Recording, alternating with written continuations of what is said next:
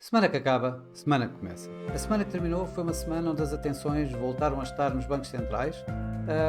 Tiveram também na divulgação de importantes dados económicos que foram sendo publicados durante a semana e, além disso, os mercados continuam preocupados com a situação em torno do Médio Oriente, nomeadamente no Mar Vermelho, onde os ataques úteis sucedem à navegação e onde norte-americanos e britânicos continuam a tentar interceptar e levando, digamos, até receios de um conflito a poder ser alargado ali em toda a área do Médio Oriente. Mas os mercados também tiveram bastante atentos ao que se passava na agenda económica, que teve o importante número do PIB norte-americano do terceiro trimestre. Os mercados esperavam um crescimento económico no terceiro trimestre à volta dos 2%.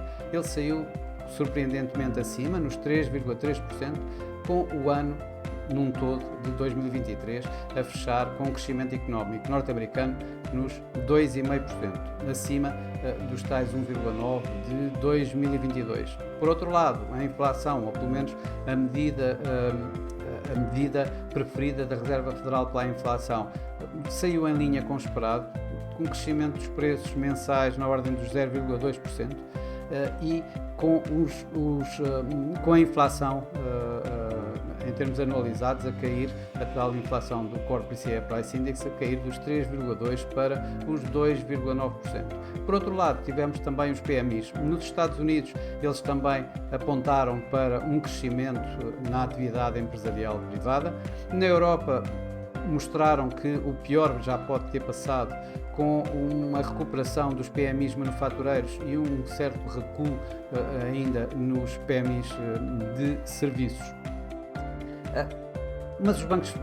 Mas os mercados estiveram essencialmente a olhar para os bancos centrais, era para lá que as atenções se moviam, digamos assim. Para já tivemos aqui assim algumas surpresas. Na China manteve, isso sem surpresa, manteve as taxas preferenciais a 1 e 5 anos inalteradas, mas curiosamente e sem ser esperado, anunciou um corte no rácio de reservas de caixa dos bancos para começar em fevereiro, a 5 de fevereiro, em 50 pontos base, o que dá, digamos, uma ajuda à economia chinesa em cerca de 1 trilhão de yuans. No Banco do Japão, esse não teve surpresas, acabou por deixar inalterada toda a sua política de taxa de juros, manter as taxas de juros de curto prazo em território negativo, em menos 0,1%, nem sequer falou sobre o controle de curva de taxas de juros. A única pequena surpresa foi algumas palavras deste senhor, do senhor Kazuo Ueda, que acabou por admitir que está mais perto de fazer uma alteração na política monetária, tal como está mais convencido de que a inflação vá para a meta do Banco do Japão, mas em nada de concreto foi alterado. O Banco do Canadá manteve tudo como estava, a taxa de juros mantém-se nos 5% e abriu também de alguma forma a porta a um próximo corte de taxa de juros, sem contudo dar qualquer indicação para quando. O mesmo aconteceu com o Banco Central Europeu, que a declaração monetária foi exatamente a mesma do que tinha que sido em dezembro. A comunicação foi praticamente a mesma, em que nada foi alterado e, portanto, os mercados continuam a apontar, os mercados continuam a querer, digamos, algum corte de taxa de juros mais prematuro, digamos, para abril. No entanto, as palavras de Christine Lagarde já tinham anteriormente, e ela acabou por dizer que continuava ao lado dessas mesmas palavras que preferiu em Davos, que a possibilidade de haver um corte de taxa de juros por parte do Banco Central está lá para o verão, ou seja, o mercado aponta para junho, provavelmente junho, julho. Tivemos ainda outros bancos, como o Norges na Noruega, o Banco Central norueguês, ou o Banco Central turco. O Banco Central norueguês manteve as taxas inalteradas, como era de esperar, nos 4,5%. Já na Turquia, aparentemente há aqui assim um movimento antes de entrar em modo de pausa. Subiu uma vez mais a sua taxa de juros, desta vez em 2,5%, de 42,5% para 45%, mas deu sinais de que poderão nos próximos meses manter esta taxa dos 45% mais tempo, parando assim este forte ciclo de aperto monetário que se viu na Turquia. Os mercados estiveram também atentos aos resultados empresariais, em que aí estiveram entre grandes resultados e grandes expectativas, como foi o caso da Netflix, que viu o número de subscritores aumentar fortemente e o preço das suas ações também a disparar, ou por outro lado, fracas indicações futuras como a Intel ou a Tesla e que levaram pressões sobre as suas ações e a quedas nas ações durante esta semana. Tudo isto junto acabou por levar um mercado acionista para ganhos durante esta semana. Os estímulos, digamos, criados pelo governo chinês e pelo Banco Central chinês acabou por levar os índices asiáticos a fortes ganhos e tivemos mesmo o Hang Seng a terminar com um ganho semanal nos 4,2%. Em fortes ganhos também teve os índices europeus e que vemos aqui assim o Eurostoxx 50 também a terminar a semana a ganhar 4,2%. Já menos esteve com menores ganhos tiveram os índices norte-americanos. Temos aqui o S&P 500 a ganhar 1% esta semana. S&P 500 esse que teve 5 sessões consecutivas a renovar máximos históricos. Portanto, temos aqui uma forte tendência também de subida nos mercados norte-americanos. Já por cá, Portugal, no PSI foi contra os restantes pares e perdeu mesmo esta semana 0,6%. Isto pressionado por um BCP que perdeu esta semana cerca de 6,6%, e por outro lado a Navigator que ganhou um pouco acima de 9%. No mercado cambial, aqui o que podemos ver é os ganhos do dólar, uma vez mais. Vimos também, aliás, alguns ganhos da libra, do dólar australiano, perdas do franco suíço, o iene japonês manteve-se praticamente inalterado. E aqui assim o que nós vemos nos nossos gráficos é, por exemplo, o euro-dólar que voltou uma vez mais a terminar em queda, ou seja, a tal situação do dólar em ganho, tal como tinha começado por referir. E outra das divisas que mais, talvez a divisa que mais ganhou durante esta semana, a coroa norueguesa, suportada, digamos, tanto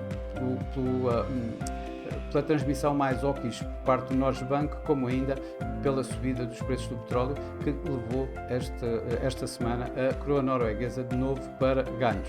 Ora, no mercado das commodities, de facto, vemos aqui um forte ganho esta semana para os preços do petróleo, que ganharam cerca de 6,5%. Temos aqui o Brent a ganhar 6,5%. As continuadas tensões geopolíticas naquela importante área que é o Médio Oriente, os estímulos na China, por outro lado os estímulos na China e o crescimento económico norte-americano demonstrado pelos números acabaram por dar, digamos, por um lado alguns receios de uma oferta que possa ser parada de um momento para o outro, e por outro lado uma procura que poderá aumentar vindo destes estímulos e do crescimento que se vê nos Estados Unidos. O ouro terminou a perder marginalmente, cerca de 0,5%, com as taxas das yields a manterem-se nos recentes máximos, digamos assim, dos últimos tempos, e com um dólar norte-americano a continuar a valorizar. Para a semana que vai começar, os mercados vão continuar de olho nos bancos centrais, desta vez mais especialmente na Reserva Federal, que vai ter a sua reunião esta semana. Tem um inúmero há inúmeros dados económicos a avaliar durante esta semana, tanto nos Estados Unidos como na Europa, e ainda a continuação de uma época de resultados em força. O mercado vai também estar atento ao que vai acontecendo no Médio Oriente, até porque esta semana vamos ter uma reunião da OPEP, onde não se espera nada de especial. Provavelmente irão continuar com as tais reduções de produção, nomeadamente os cortes voluntários na Rússia e na Arábia Saudita, mas o mercado vai estar essencialmente também atento ao que se vai passando no Médio Oriente, principalmente, uma vez mais, no Mar Vermelho, de forma a verificar se poderá existir ou não um alargamento no conflito naquela área. O mercado vai estar também mais atento, uma vez mais, tal como na semana passada, aos bancos centrais, nomeadamente o Banco de Inglaterra e a Reserva Federal. Do Banco de Inglaterra não espera outra coisa que seja também a manutenção da sua taxa nos 5,25, tal como a Reserva Federal deverá continuar, como esperado unanimemente, no intervalo dos Fed Funds entre os 5,25 e os 5,5. No Banco de Inglaterra, o mercado irá estar a ver qual será a votação esta semana no MPC do número de responsáveis que vai votar ou não pela continuação de subida da taxa de juros. A última vez eram 3, provavelmente esta semana esses 3 cairão, ou seja, a dar aqui um ar mais dovish ao próprio na comunicação do próprio Banco de Inglaterra. Por parte da Reserva Federal, antes de acabar o período de silêncio que precede a reunião da Reserva Federal, a unanimidade dos responsáveis da FOMC, digamos, apelavam a alguma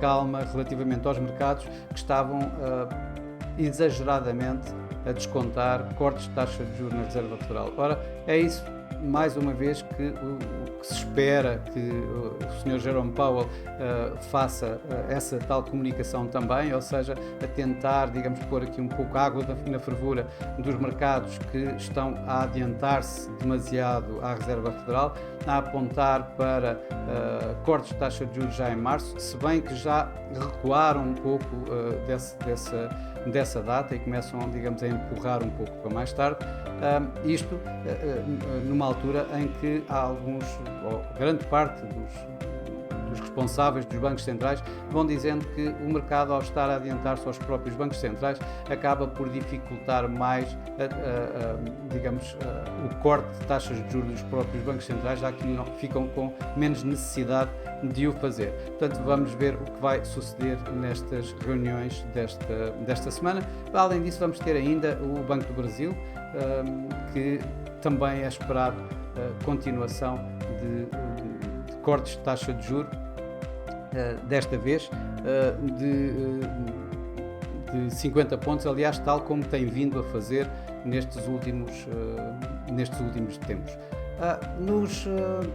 Relativamente aos dados económicos, são muitos os dados económicos que vamos ter de avaliar esta semana, principalmente nos Estados Unidos, onde vamos ter os non-farm payrolls, onde é esperada, depois dos 216 mil novos postos de trabalho do mês passado, aliás, do mês de dezembro, é esperado aqui a criação de cerca de 175 mil neste mês, no primeiro mês deste ano, em janeiro, onde também é esperado no ADP aqui à volta de 140 mil.